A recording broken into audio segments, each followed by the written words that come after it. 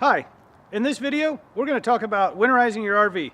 I'm going to go over the equipment you need, the steps you need to follow to do it, and share a couple of other tips and a mistake I made so that you don't do the same thing. I've also got a checklist that you can download for free, and you can go through that and make sure you don't forget any of the steps when you're winterizing your camper.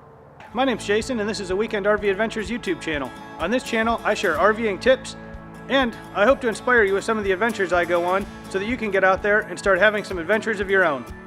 If you like what you see, go ahead and click the subscribe button and ring the bell to be notified anytime I post a new video on the channel. Now let's get started. The first thing you're going to need to winterize your RV is antifreeze. RV antifreeze comes in a gallon jug like this. It's usually this pink color. I'll hold it up there. And this stuff I have here was good to 50 degrees below.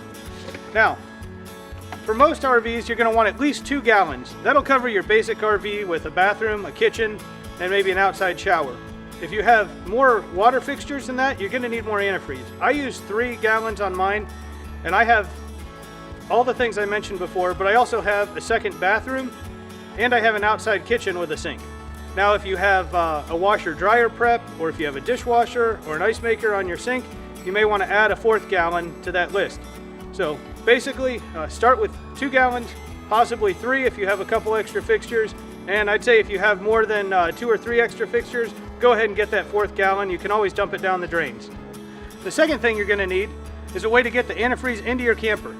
For me, I have this hose here. This hose has a adapter on the end that allows it to connect to the city water connection, and the other end of the hose is just a plain hose I can stick in the antifreeze jug.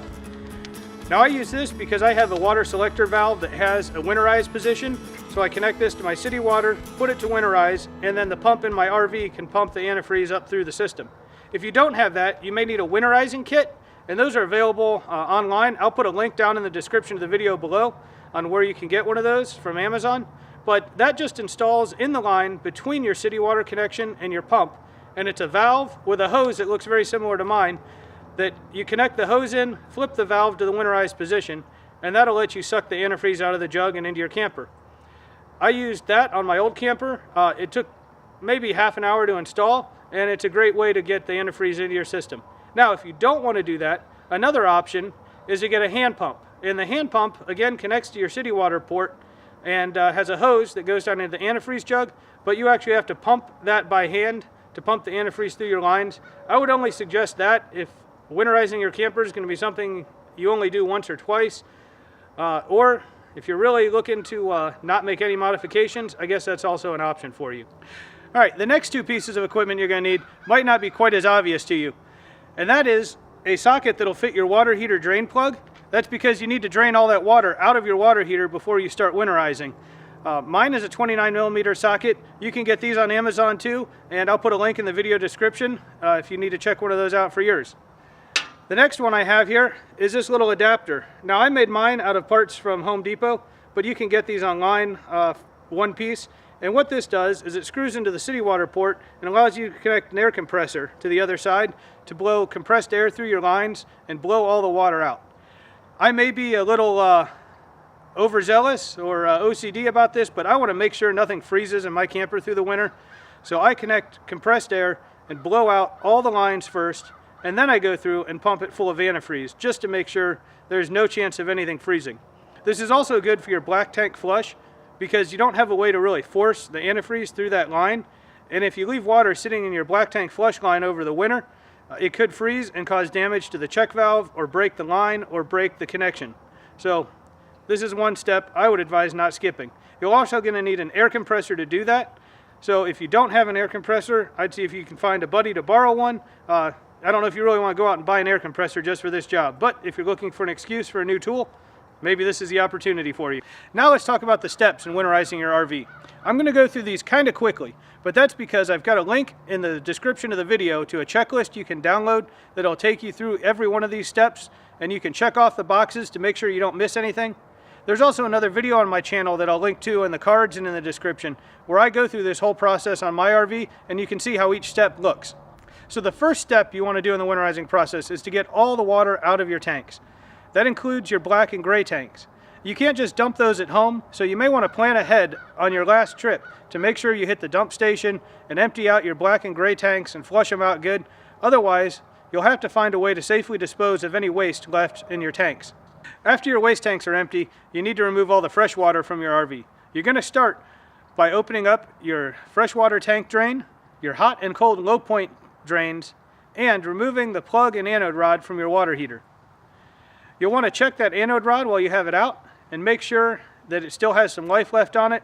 If it's about 1/3 or more still intact, I'd go ahead and reuse it for another season. After all that's done, you'll want to force the water out of the system, and that's where that compressed air comes in. You'll hook up to your city water port, connect your compressed air at about 30 to 40 psi. That'll be enough to blow the water out but not damage any of your lines, and push all that water out of the system. After the low point drains are empty, go ahead and close those valves and go around to each one of the fixtures in your camper until they blow the water out. After that's complete, that's when you'll start adding the antifreeze. But before you do that, you need to make sure your water heater is bypassed. There should be a valve on the backside of your water heater. You could possibly have 2 or 3 valves you have to change the position of, but that will cause the hot water to bypass the water heater so that you don't fill it up with antifreeze. With your water heater bypassed, you can start pumping antifreeze through your system using one of those methods I mentioned in the beginning, either selecting the position on your valve or using a winterizing kit with your RV's water pump or using a hand pump. If you're using a hand pump, you'll have to have someone help you so that they can pump while you go from fixture to fixture until you see the pink antifreeze coming out. You're going to want to let the antifreeze flow down into your drains to fill the drain traps as well and get some into your tanks in case there's any water left in there. And when you're done with the process, any antifreeze you have left, you should just dump down the drains. That way you make sure you've got those all filled. The last thing you want to take note of is if you have a washer in your camper, a dishwasher, a refrigerator with an ice maker or water line, you're going to want to check your manufacturer's recommendations on how to winterize those appliances. They all vary slightly. Most of them, you'll run the antifreeze through the appliance to make sure it's full of antifreeze and nothing can freeze up through the winter. With the washer and dryer, you usually run it through 1 or 2 quick wash cycles or something like that. Now, I had mentioned a mistake that I made when I was winterizing my camper this year, and I want to let you know what that was so that you don't do the same thing. And that mistake was kind of based on timing. I waited a little longer than normal to winterize my camper this year. I wanted to make sure we could get our last trip in, and just in case we decided to take one more trip, I didn't want to get it winterized right away after that last one we took, so I waited.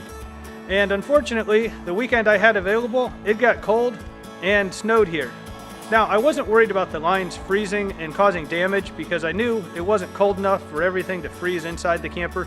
But during the winterizing process, when I opened my low point drains and then closed them again, the water down at the drains froze, and I had the same problem with my outside shower and my outside sink. So I had to get a heat gun and go around the camper with the heat gun, heating up those lines and valves just to get them to empty out before I could winterize it. So pay attention to the weather forecast. You can always dump the antifreeze out of your system and winterize it again if you have to. Don't be afraid to winterize your camper. It's not a hard process. If you have the checklist, you'll make sure you remember all the steps, and you should be good to go and save yourself a couple bucks. So if you enjoyed the video, please give it a thumbs up. I'll link to those other videos in the description and to the checklist, so check those out. And subscribe to the channel if you want to see more. Thanks for watching, and I hope to see you again soon.